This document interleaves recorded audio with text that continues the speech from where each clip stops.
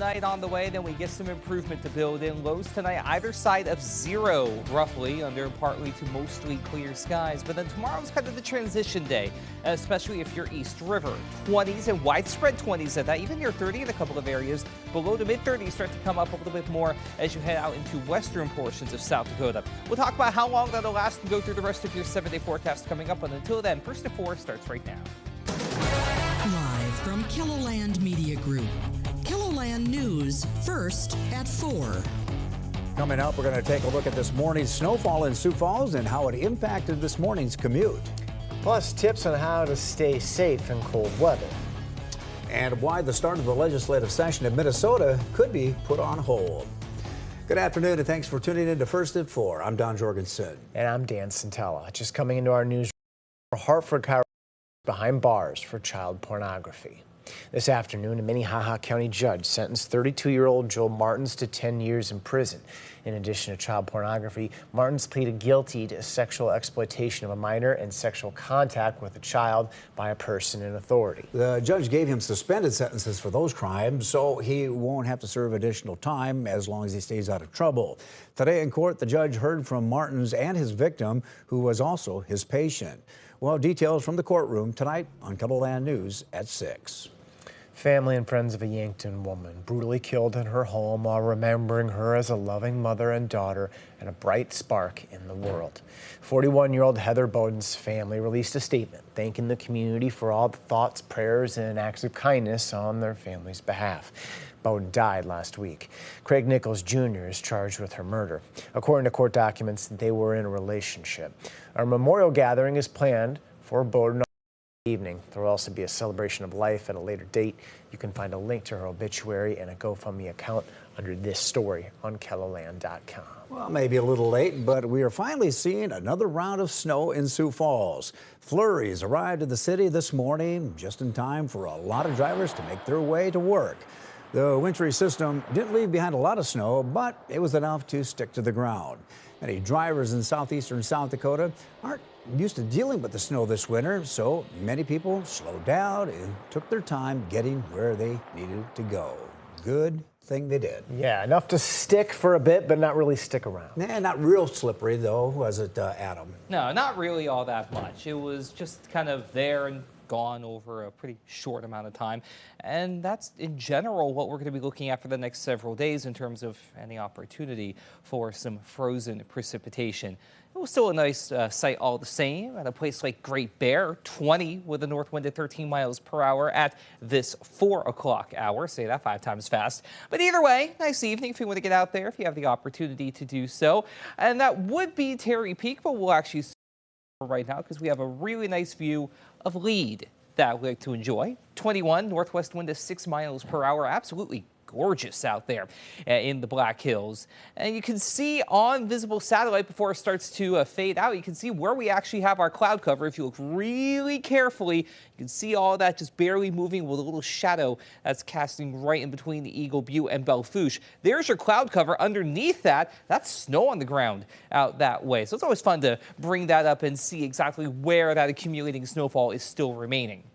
We're at 8 right now for a temperature in Pierre, 7 in Faith, 9 Winter and Valentine, 11 if you're in Huron, 18 Brookings, 14 Aberdeen, Sisseton, and Ortonville, along with Spearfish for good measure, and we're at 11 in Rapid City. There's the breeze around 10 to 15 miles per hour in central and eastern portions of Killoughby, and a calmer afternoon out to the west. Still seeing a few very light flurries barely making it to ground level.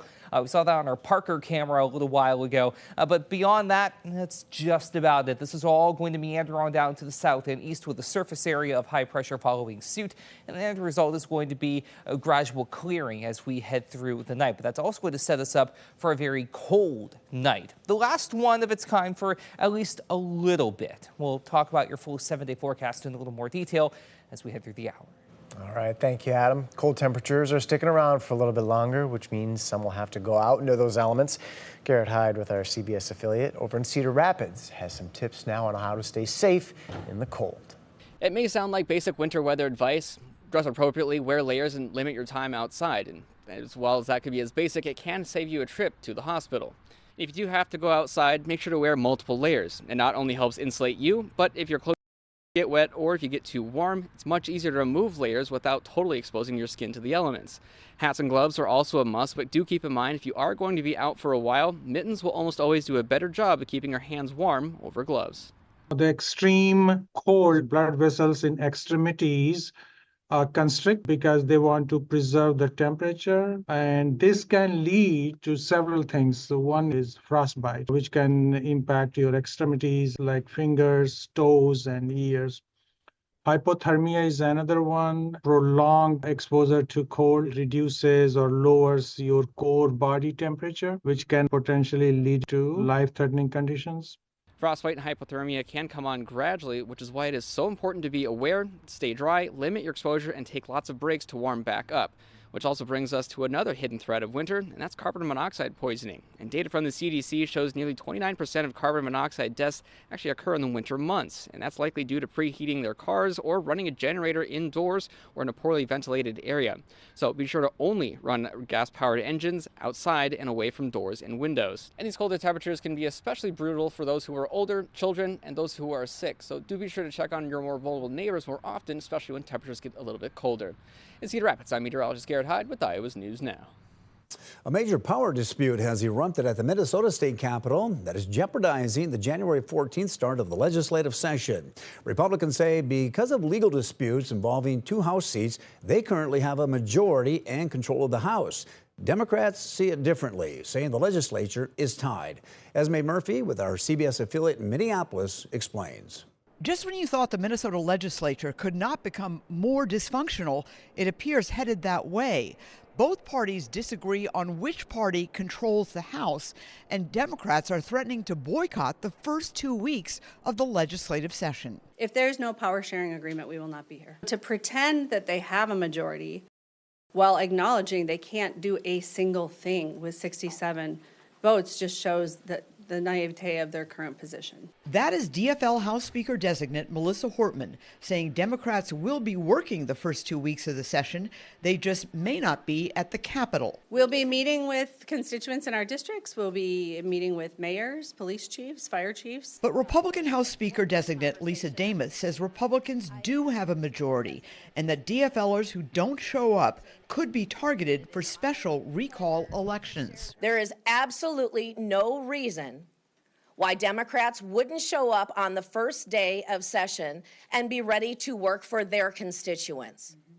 There is no reason why taxpayers should be on the hook for paying for people that are not going to be at their jobs. At the heart of the dispute are disagreements over 2 different House seats.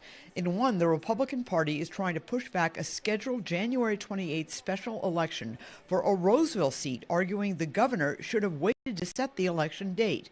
In the other, Republicans continue to challenge the election in Shakopee that at the moment shows DFLer Representative Brad Tabke won the election. Legal rulings in both the disputed Roseville and Shakopee House seats are expected soon. What's not at all clear is when the legislature will get down to business. At the Capitol with photojournalist Mike Durenberger, Esme Murphy, WCCO News. After a short break, we're going to look at changes Meta's bringing to its social media platforms.